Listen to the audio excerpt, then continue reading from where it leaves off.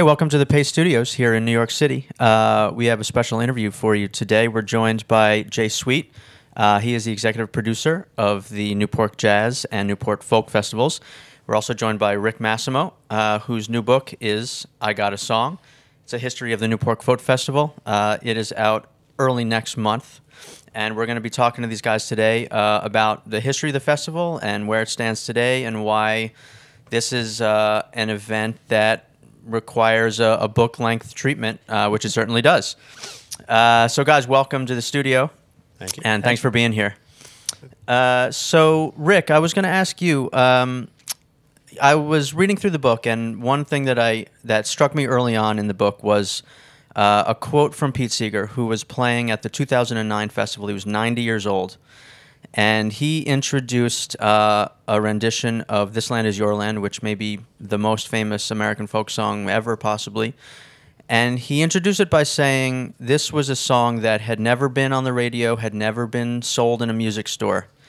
And it seemed to me that he was essentially drawing a distinction between the kind of music that was presented at the first iteration of the Newport Folk Festival in the late 50s and early 60s, and the artists who were joining him on the bill in 2009, 50 years later, who are more commercially oriented, more pop oriented.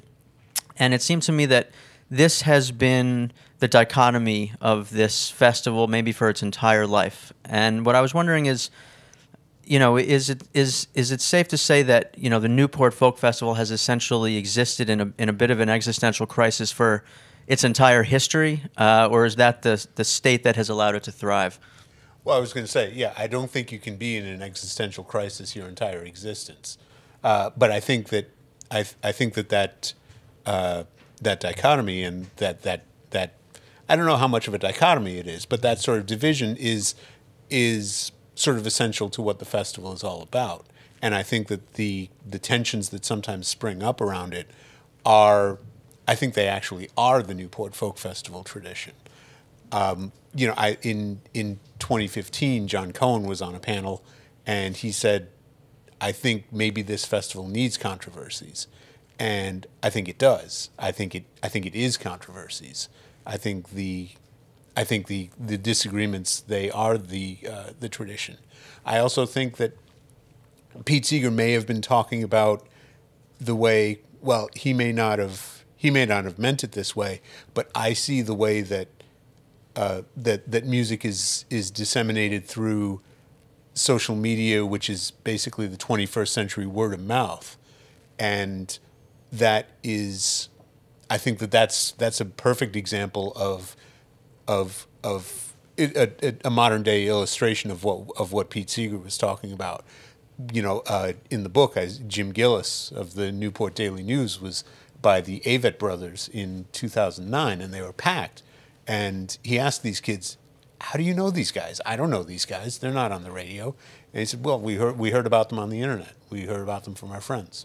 So, and would you get the sense then that you know, with the new ways that music is disseminated and learned about and spread through the community, that it has, you know, where folk music, I think in Seeger's heyday, was sort of about spotlighting the music of certain communities, ethnic groups, immigrant groups, you know, the music of the people. You know, nowadays is that a good definition of what folk music can be in terms of just how it is talked about, you know, electronically? I mean, is that the same thing that Seeger was doing essentially in his day by bringing these kinds of songs to people who might not have heard them? I feel like it is. I feel like as soon as electricity is involved, somebody is going to say that it's not folk and that it's not a folk process. I don't know. I don't know that you can say that anymore. Electricity has been involved for a very long time, and the music that we're talking about now may not be as much about indigenous music as Pete Seeger was talking about, but it's still music that's coming. That wouldn't necessarily be disseminated any other way. You know, there are. When I think of the word pop or radio, I think that there are. I don't know how many more acts there really are at the Newport Festival now that are that are radio stars than ever were before. They're popular, but they're not disseminated in that pop way of radio and selling millions of records, as some of them obviously are. But I don't think, offhand, I don't think there's this huge, it's suddenly this pop chart kind of festival. Right. And Jay, would you say that the way that, in terms of what Rick was saying, is the idea of what folk music is or is not or might be, does that have any role in how you conceive the festival, how you program it? Does that have any role at all? It's the only role. It's not. I mean, there are definitely artists that wouldn't fit into, at the moment, my definition of what is Newport folk. That to me, there's a distinction. I mean, other people can have a folk festival, and I think there are some great ones out there. The one that I work with and my team is, we determine in that given year, I might also add, what we determine to be for that year in particular. This is what we feel is the next chapter in a obviously storied history of what we deem to be Newport folk. Right. And we take that term a little bit broadly, and I'm glad that Rick brought up that last point, because I was about to jump up and down and wail and saying, you have to remember, the Avett Brothers, when I booked the Avett Brothers, weren't the Avett Brothers get played Madison Square Garden. Right. I mean, they weren't even close to that. So what was it? But my point is when he was saying this, it wasn't, none of This Land Is Your Land wasn't on the radio, it wasn't on TV. Yeah, you had to bring it to the people. You had to bring it. People had to learn it by being with other people. And I think to the point of, in our modern day, word of mouth is social media, that when the Avett Brothers decided to come and just give everything they had at Newport the first year that I brought them, that then spread word of mouth, being like, oh my God. And so it wasn't until honestly, you could say years later, where they had a song on the radio where people that might not know who they are could, oh, I know this song, I've heard this before. But that was 3 or 4 years after we had already had them 2 or 3 times. So, right. I always look to, there's always a portion of when we decide to book the artists, there's always a portion that's, how can we help give a leg up to a band that is, say, from Louisiana and doesn't really have much of a draw, say, outside of Louisiana? Well, let's bring them up to the Northeast, which is following a little bit of the blueprint that Pete and Alan Lomax and a lot of these guys did. Let's bring them up to a different audience. And I think we get one of the biggest rewards for doing what we do is to hear that when a band, let's say, is from, I'm picking Louisiana, that comes up, does Newport folk, and the next time they come to the Northeast, they say they write a thank you note saying, we're up 30% more than any other place we've done, because we played Newport, and the Newport audience is so, I mean this in a good way, rabid about, that artist is a Newport folk family artist, and I'm going to go support them in the off season and see them in their club show and say, I saw you at Newport, and wear their Newport shirt. And we get so much feedback from artists saying, wow, it's like we joined a weird family. And I'd say, exactly. So do you see a lot of parallels in the way that you program this festival with the way it was programmed in its early days? In terms of the function of the festival, or the relationship between the music and the audience, for Lomax, Grossman, Pete Seeger, is there a through line? I think there's a through line, but I think Rick would be the first to point out the massive differences. And look, I'm booking a festival for the last 8 years I'm not booking the festival that I'm booking is in a completely different, with different market forces and different. It's just different. It's like saying, oh wow, the political cartoons of 2017 are the same as they were in. There are some massive similarities. I mean, I think if you were to look at what happened yesterday politically and what happened, say, in Nixon's time, I think people are drawing a lot of parallels, but obviously they're completely different. I think one of the aspects that I would jump to that I think is different, a little bit. And by the way, I've read the book, and this, I think about it when reading. It's a kind of a weird thing to read the book, where it was weird reading this book. The one thing that I immediately jumped to is that I think a lot of what I do now that has some similarities is that really the biggest criteria to kind of play Newport is that you have a relationship with an artist who has recently played Newport. So there is this somewhat of a lineage that, again, but going back to a family metaphor, that's really important because, quite frankly, we're not going to overwhelm anybody with our financial offer. And Rick mentions that in the book. So it has to be a kind of a word of mouth from other artists to tell other artists, go play that festival if you get invited. And I think that's something that actually went back to the original festivals because it was started by an artist who had relationships. And I think a lot of the people would have told you back then, I was not alive, why'd you decide to do this festival for $50? And it doesn't matter if you were the Kingston Trio, which was an extremely popular band at that time. They were on the radio. Yeah. They were on TV. Right, so when people say, some of the biggest artists. This was popular, the popular music of the time. In many ways. Kingston Trio was a massively popular band. So it wasn't like Newport was this, we don't touch these people who are popular. That's a fallacy. Yeah.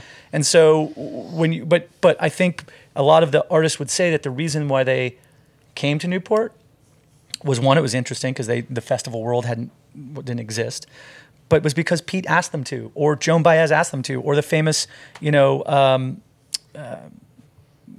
Judy Collins, when she was given a couple of small budget, was asked to go find the new singer-songwriter series. She found Leonard Cohen, James Taylor, Van Morrison, Joni Mitchell. These are pretty good names that I'm going to go find the young singer, James, I'm going to go, Pete saying, hey, Judy, here's some money. Will you go find some? And then those artists said, well, I came because Judy Collins asked me to come. And Judy Collins said it was because Pete Seeger told me to go find them. Yeah. It wasn't because some promoter wrote a letter and said, hey, come play the festival. That's not how it worked. Right. And I think we try very desperately that's the only way we can survive is you have a Jim James of My Morning Jacket, or you have, Taylor Goldsmith of Dawes, or you have the Deer Tick Boys, or, you have Ramblin' Jack Elliott even reaching out and saying, hey, you should go do Newport. Right. It's a family feel essentially. And there's I think so. I read there's a lot in the book about Jim James in particular and his relationship with Newport and how he's sort of played it in many different formats,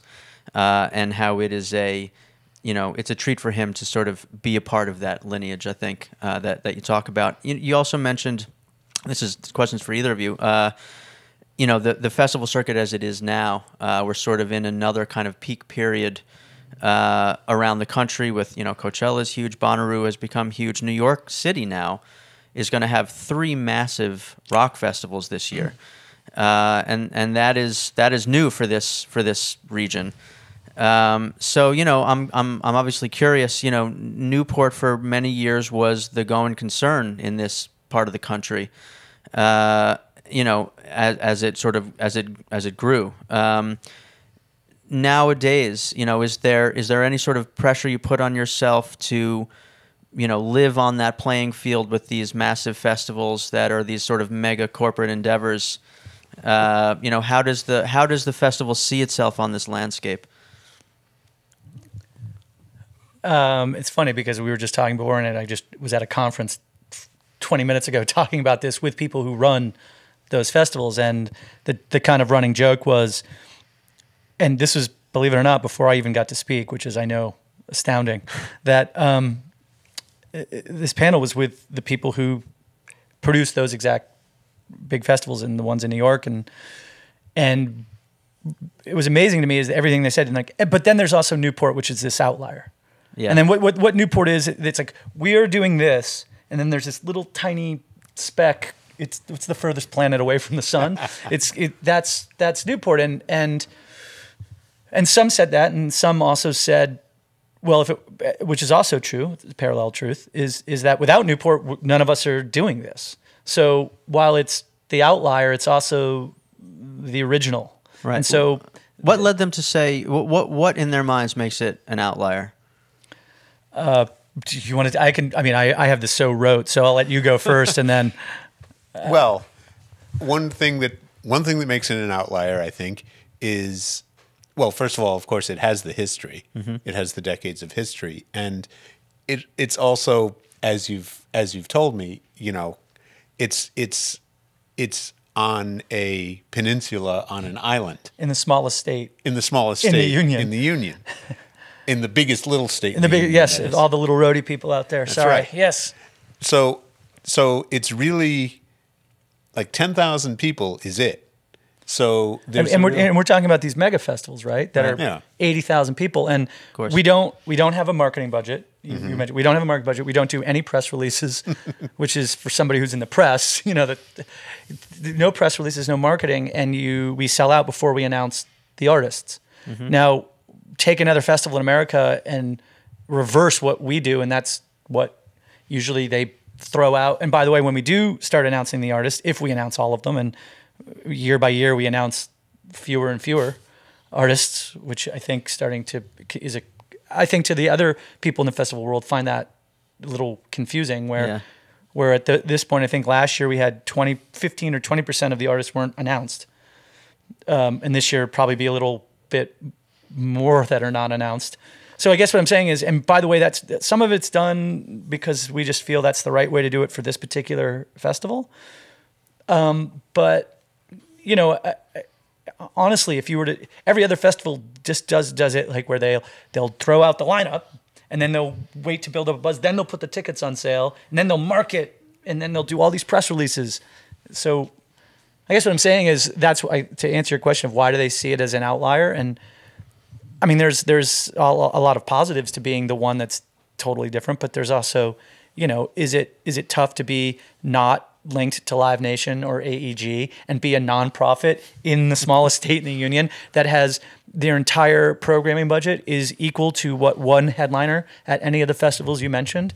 One headliner is equal to all 64 some odd artists that play over 3 days. Wow. I mean, that's just so Right.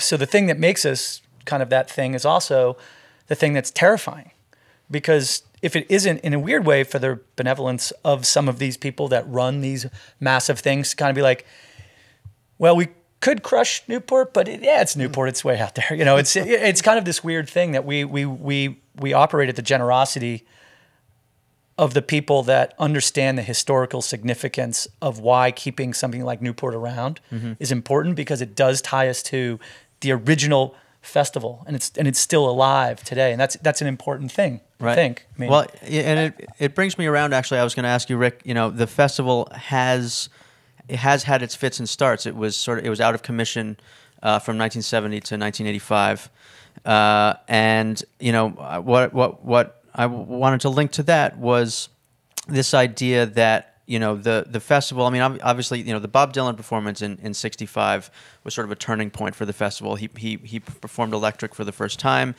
There are differing accounts of his, how alienated the crowd was or wasn't, what the scene was like, behind the scenes. But it's interesting to me that the festival has gone through these periods where it may not have been able to present itself in its optimum form, and found that actually shutting down was the easiest way to go or the best thing to do. Nowadays, now that in those days, it was like the major rock festivals coming around, the Woodstocks, the Altamonts, Monterey, seemed to be kind of coinciding with this evolution of Newport into a period of darkness. Now that the festival scene is sort of up and running again in a huge way, does it hark back to that era of the '60s where Newport maybe has to respond some way or is reacting to the festival scene around it? What was it like in the late '60s when Newport went quiet? The reasons for that at the time. Was it like, Coachella or Bonnaroo today? It was Woodstock and Altamont then. Was it a similar kind of, dynamic between these festivals? Well, I think one of the things that happened, and you touch on that when you mentioned Bob Dylan, you could listen to rock music that was intelligent, and there wasn't that dichotomy that had existed before. And so a lot of people started to listen to Bob Dylan, to the Byrds doing Bob Dylan, etc. In 59, 60, through the early 60s, you could listen to folk music, or you could listen to rock music as kind of this escapism, garage rock, that sort of thing. And Dylan melded the two, and when you could have both, that's where people went. And so I think that's a large part of what happened to the folk festival in the late 60s. But the other thing not to be underrated is relations between the festival and the city of Newport.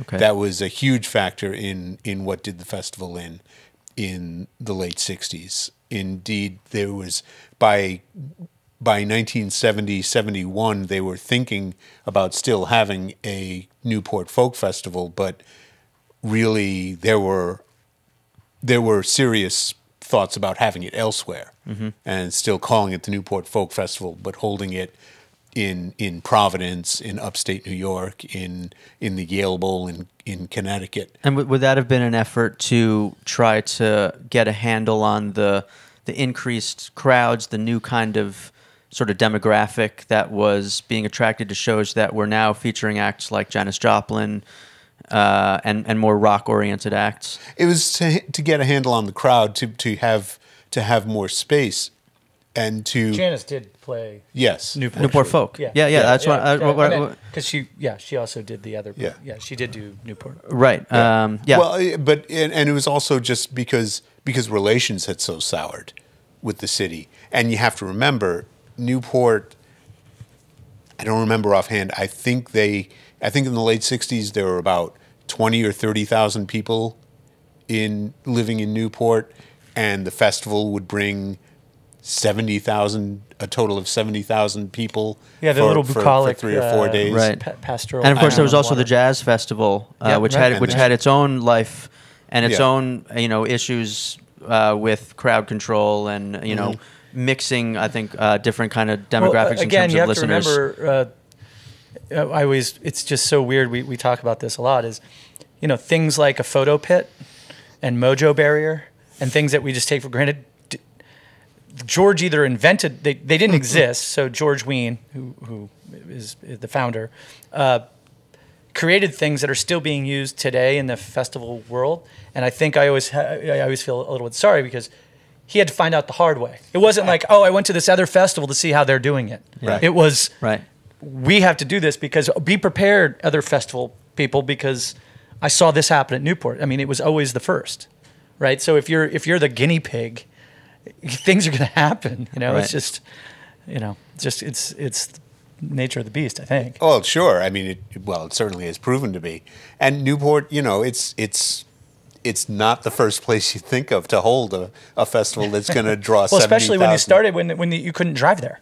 Right. At one point, you had to take a ferry to get. I mean, there wasn't a bridge. That's right. I mean, we're going to put it on an island. Yeah. Was that at the time considered an attribute, like putting it on an island? Was that something that was actually? It honestly, I mean, Rick will speak more to this, but from no, it was basically a wealthy woman. That's who wanted to hold it. Right. That's She what was happened. bored. I think I always put my own 2 cents on it, which is just not because I spoke at everyone's. That it was almost like the Mrs. Lowellard was in the city during the winter months. Would love to listen to jazz, and especially stuff that George Wein would bring, and then basically was like went down to Newport and got bored in the summer, and said, George, could you bring some of that amazing music that I love when I'm in the city? Could you bring it basically down to my summer house? And because by the way, at that point, the people who summered, when that was a verb, summered in Newport, they were a lot of other like-minded people who were just there for the summer, and they were kind of wanted some of that music, right? To see all the live music, they wanted to bring it there. So it was that's how it kind of. It wasn't like, we want to do a huge thing, and so let's pick a place. No, where should it was just Newport. basically people who were bored, who wanted really great music, live music, and so they asked the guy who was doing the best live music at the time, "Can you bring some of that great live music down to Newport?" He was running a nightclub in Boston. George Wein. George Wein was running a nightclub in Boston, and the Lorellards went there, during the winter, and they wanted to run a festival in Newport, and the Lorellards were also I never met him, but she was she was a bit of an outlier in Newport, and I think she knew that, and I think I can't be sure, but I think there was a little bit of that as well. Like, I'm gonna Let's cut it up. Right. Yeah, let's cut it up a Right. little bit here. And it was George Wein who seemed to sort of get hold of the idea that a festival format, multiple performers on single days over a couple of days or more, could be sustainable for this kind of music, and it grew from there. Yeah, well, he wanted to give it a try. There were festivals of opera and classical music and Mostly overseas too. I mean, which Yeah. he had seen. yeah. Yeah. So that was the concept, and he said, "Yeah, I think we But could do this." I always say about George, who, by the way, is still my boss and I still speak to. I believe is 90, 91? 92. He's 91 in his Yeah, 90s. he's As about he to would be say, he's in 92. his 92nd year. Uh-huh. Yeah. Yes, right. And I say this, and it may sound trite, but he didn't write the book on the music festivals. He created the printing press that made books about music festivals. I mean, there was really nobody else that can claim to have, in one moment, with one couple, created what is now, I would say, running the music industry. I think that the festivals are kind of that's the thing where everything comes out. Oh, you got a new album, you got to play these music festivals because that's the way you're going to be seen by all these people. And it all started. This is it. This was the inception. Right. And George, I always try to make sure George gets the credit because some people just forget that there was a vision in it, and this one guy had this vision to do it.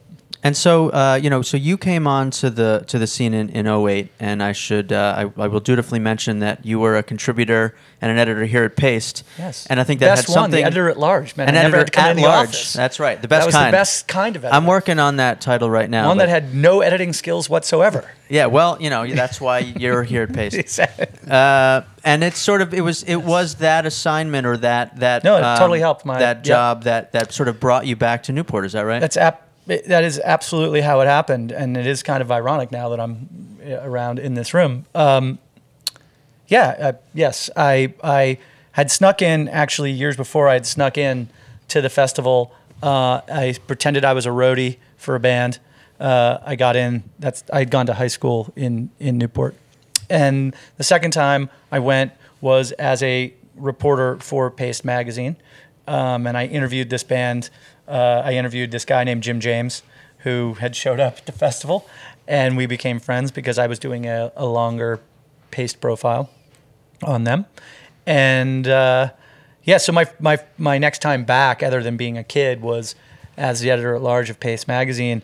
And when I kind of saw it, I was, to be brutally honest, completely just underwhelmed and disappointed because in my head, the mythology of the thing far outweighed what I was seeing.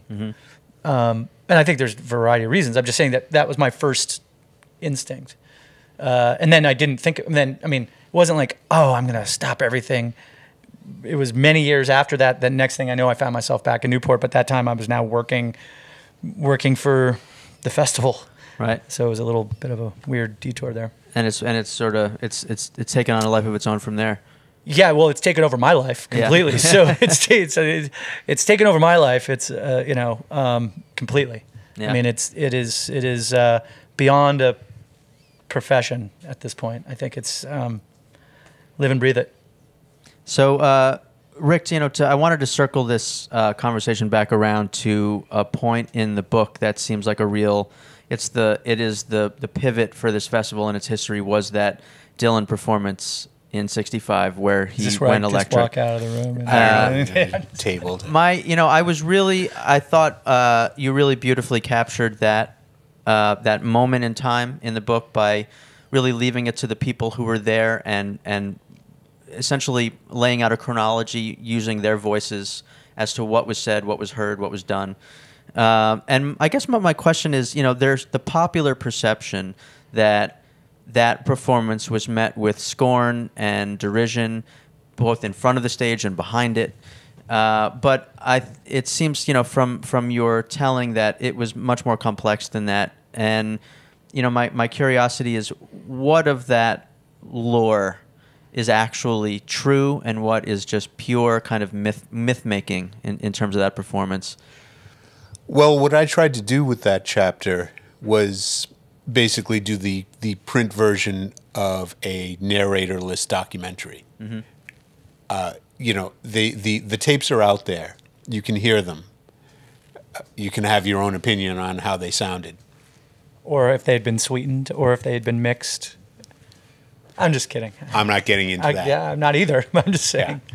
Yeah. But as I sorted through all this stuff, and this kind of became one of the templates for the book as well. As I sorted through all of this stuff, I realized there were all of these conflicts and all of these disagreements, including these internal disagreements. You have Pete Seeger saying he didn't want to cut the cables with an axe, the cables to the sound system with an axe. The sound was bad. You have Pete Seeger saying he did want to cut the cables with an axe. Right, he's saying no one could hear the words, and no one could hear the words. The PA was overloaded. The PA was overloaded. The tape, is, if I'm not mistaken, the tape that exists is a board tape. So that's right. That but you also have to remember that a lot of people also, when they visually saw it through Murray's film festival with an exclamation point, because there was only one that Right. was talking about. I mean, that's why I was talking about Sweet the Tapes, because if Yeah. you had talked to Murray about it, who was there to film it, Yeah. when he wanted to, he made it. Remember when the film came out, I don't know if Murray would admit, there wasn't like he dramatized it, but the sound is different, a little different than if you listen to the actual tapes than the audio that is with the actual visual scene of it happening. And not to digress, but what I was trying to tackle was, you have Pete Seeger saying he did want to cut the cables. You have Pete Seeger saying he didn't want to cut the cables. You have Pete Seeger saying he didn't like it, that he did like it. You have people saying nobody booed.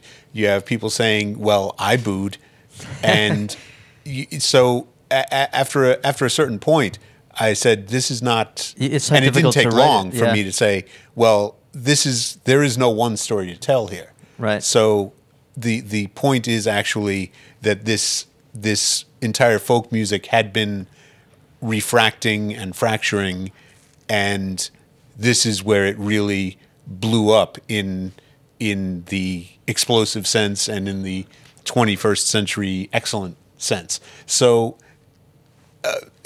eventually I figured all I could do is just point out that this is actually the story. Right. There was actually a funny line somewhere in that chronology. Someone was saying, there was an axe. That's George. If he had wanted to get an axe, he could have just grabbed the axe. The Texas prison singers who were chopping a log and singing their prison songs. That was a Pete Seeger.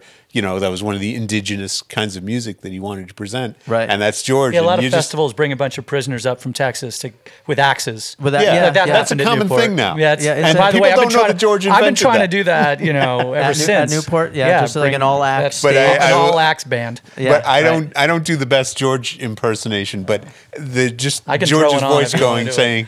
Just George saying, there were axes available if you wanted to have an axe, you could have had an axe. There were axes available. And so in some ways, I think, that performance in all of its contradictions and all of its, different stories, different mythologies, different memories, in a sense, it almost encapsulates the history of the festival. What the music is, what it's supposed to be, who it's for, who gets to play it. All of it is included under this umbrella of Newport, and it all fits with that identity of the festival, in a sense.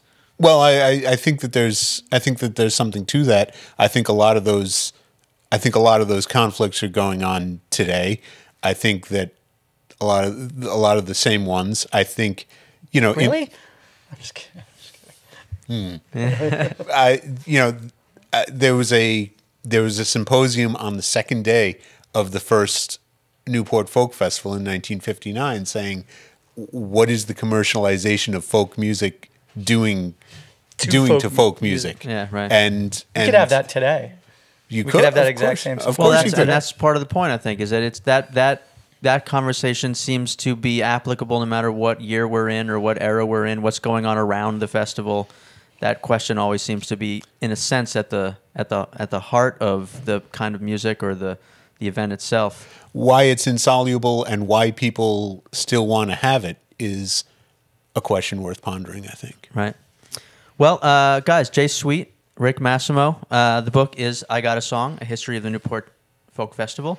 Guys, thank you so much for joining us here today at Paste and for talking about the book, and good luck this summer. Thanks.